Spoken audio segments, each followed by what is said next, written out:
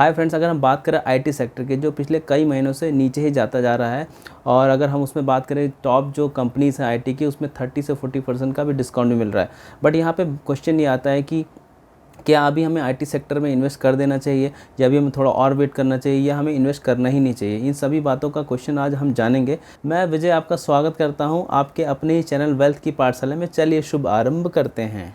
दोस्तों, जैसा कि हम जानते हैं कि अगर किसी सेक्टर का कोई एक कंपनी या कुछ कंपनीज अगर अच्छा प्रदर्शन नहीं करती हैं, यानी कि ख़राब प्रदर्शन करती हैं, तो उसी के चलते जो बाकी सेक्टर की और कंपनियां होती हैं वो भी उसी तरीके का प्रदर्शन करती हैं। और नॉर्मली हमने देखा है कि अगर किसी सेक्टर का अगर जो लीडर होता है, जैसे अगर हम बात करें आईटी सेक्टर में इंडिया में, तो टीसीएस लीडर, अगर टीसीएस के रिजल्ट अच्छे नहीं आते हैं या थोड़े से एक्सपेक्टेशन के हिसाब से नहीं आते हैं, जैसे मान लेते हैं अगर टीसीएस ने बोला था लास्ट ईयर की कमेंट्री में कि इस ईयर हमारा 10% से सेल्स में ग्रोथ होगा या प्रॉफिट में 10% से ग्रोथ होगा, लेकिन अगर उनका जो ग्रोथ होता है वो 7% पे ही आके अटक जाता है, तो बाकी जो आईटी सेक्टर्स की कंपनीज़ हैं, यानी कि इन्फोसिस हो गया, विप्रो हो गया, या एचसीएल हो गया, या और भी कोई कंपनीज़ आईटी सेक्टर के हो गए, तो उसी हिसाब से वो भी उसी तरीके का रिएक्ट करती हैं। आपने देखा भी होगा, कभी नॉर्मली इन्वेस्टर्स या एनालिस्ट होते हैं वो टीसीएस के रिज़ल्ट पे नज़र रखते हैं, और अगर टीसीएस का रिज़ल्ट अगर ख़राब आता है तो उसी के चलते बाकी आईटी सेक्टर्स के शेयर्स में भी गिरावट आ जाती है। उसी तरीके से अगर हम बात करते हैं, जो ग्लोबल में जो आईटी सेक्टर का लीडर है वो एक्सेंचर है। अगर एक्सेंचर के रिज़ल्ट अच्छे नहीं आएंगे, जो आने वाले 22 जून को आने वाले हैं,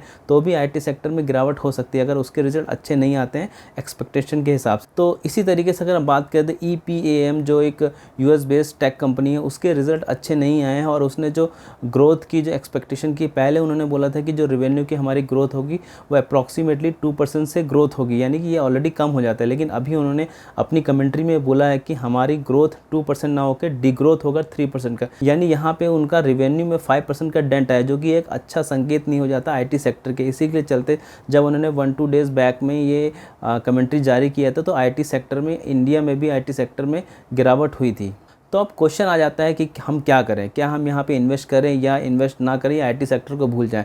देखिए, आईटी सेक्टर जो बहुत लॉन्ग टर्म के लिए चलने ही वाला है, ये कभी ख़त्म तो होने वाला नहीं। हाँ, ये हो सकता है कि अगर अभी आपने इन्वेस्ट कर दिया यहाँ पे, तो हो सकता है 6 मंथ या 1 ईयर तो कोई चेंजेस ना आए। यानी अगर आपने किसी भी बंदे ने इन्वेस्ट किया हो और उसको दिखेगा 1-2% का प्रॉफिट है या 5-6% का लॉस है, तो वो थोड़ा फ्रस्ट्रेटेड हो जाता है, क्योंकि हम इतना पेशेंट नहीं होते हैं। तो यहाँ पर मैं बोलना चाहूँगा, देखिए यहाँ पर 3 कैटेगरी के लोग हो सकते हैं। एक होते हैं जो सिर्फ बात करते हैं, वो तो इन्वेस्ट करने नहीं वाले, चाहे वो इस लेवल पे रहे या इससे नीचे के रहे या बाद में के, तो उनको हम छोड़ ही देते हैं। उसके बाद जो इन्वेस्टर होते हैं वो अगेन 2 तरीके से हो सकते हैं। एक हो सकता है कि वो अभी इन्वेस्ट कर देंगे सारा का सारा अमाउंट, और एक हो सकते हैं जो बिल्कुल इन्वेस्ट नहीं करेंगे, जो थोड़ा वेट करेंगे। तो मैं यहाँ बोलना चाहूँगा कि अगर मान लेते हैं किसी इन्वेस्टर के पास कितना भी अमाउंट है, उसने पूरा का पूरा इन्वेस्ट कर दिया है, तो वो फिर भी बेटर है, क्योंकि आने वाले समय में चाहे 1 साल, 2 साल या 3 साल बाद, क्योंकि हम अगर स्टॉक मार्केट की बात करते हैं, थोड़ा लॉन्ग टर्म की बात करते हैं, तो उसको आने वाले समय में प्रॉफिट ज़रूर से ज़रूर होगा। लेकिन अगर जो बंदे लोग ऐसा सोचते हैं कि हम अभी नहीं, हम 6 महीने बाद इन्वेस्ट करेंगे, जब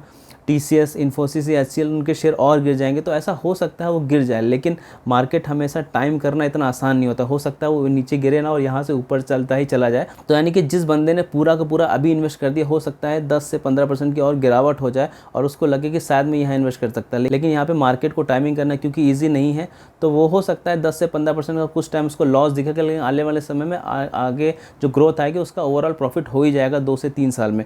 लेकिन जो बंदे लोग सोच रहे हैं कि हम नीचे इन्वेस्ट करेंगे, और मान लेते हैं उनका प्राइस टारगेट नहीं आता और वहाँ से वो कुछ 5-6% नीचे गिर के उसके ऊपर चला जाता है, तो उनके लिए बहुत बड़ा लॉस हो सकता है, क्योंकि वो ये एक अपॉर्चुनिटी लॉस हो जाएगा, क्योंकि इतनी बड़ी डिस्काउंट हर समय नहीं मिलती आपको। अब मैं यहाँ पे अपना पर्सनल ओपिनियन बताने वाला हूँ कि मैं एक नॉर्मली कैसा करता। अगर मान लेते हैं मेरे पास 10 लाख रुपीज़ है ओनली आईटी सेक्टर में इन्वेस्ट करने के लिए, तो हो सकता है मैं जो इस समय देख रहा हूँ कि ऑलरेडी काफ़ी मार्केट गिरा हुआ, और हो सकता है थोड़ा और गिरे या ज़्यादा भी गिरे, मेरे को नहीं पता है। तो यहाँ पर मैं 50% अमाउंट, चाहे वो 10 लाख हो या 1 लाख हो, उसका मैं 50% अभी इन्वेस्ट कर दूँगा, और अगर वो नीचे और जाता है तो मैं धीरे धीरे और इन्वेस्ट कर सकता हूँ। क्योंकि अगर नीचे जाने पे आपके पास पैसा नहीं होता, थोड़ा सा हमको परेशानी हो जाती है कि हमारे पास पैसा नहीं है, क्योंकि असली पैसा तभी कमाया जा सकता है जब आप शेयर को बहुत नीचे पर भी और ज़्यादा क्वांटिटी में खरीदें। तो मेरे हिसाब से मैं आपको दो ही चीज़ें बता सकता हूँ। एक है कि आप पूरा पैसा अभी इन्वेस्ट कर दीजिए, दूसरा है कि आप 50% तक अभी डाल दीजिए और धीरे धीरे जैसे मार्केट नीचे जाता है, यानी कि 5% आपका पोर्टफोलियो लॉस होता है या 10% होता है, तो और उसमें इन्वेस्ट करते जाइए। लेकिन ये मेरा पर्सनल ओपिनियन, कोई भी डिसीजन लेने से पहले अपने फाइनेंशियल एडवाइस ज़रूर ले लीजिएगा। ये आज का छोटा सा वीडियो पसंद आए तो उसको लाइक कर दीजिए, कमेंट और शेयर कर दीजिए, और अगर अभी तक आपने चैनल को सब्सक्राइब नहीं किया है तो अभी तो सब्सक्राइब कर लीजिए। Thank you so much. Remember one thing, learning is earning. जय हिंद।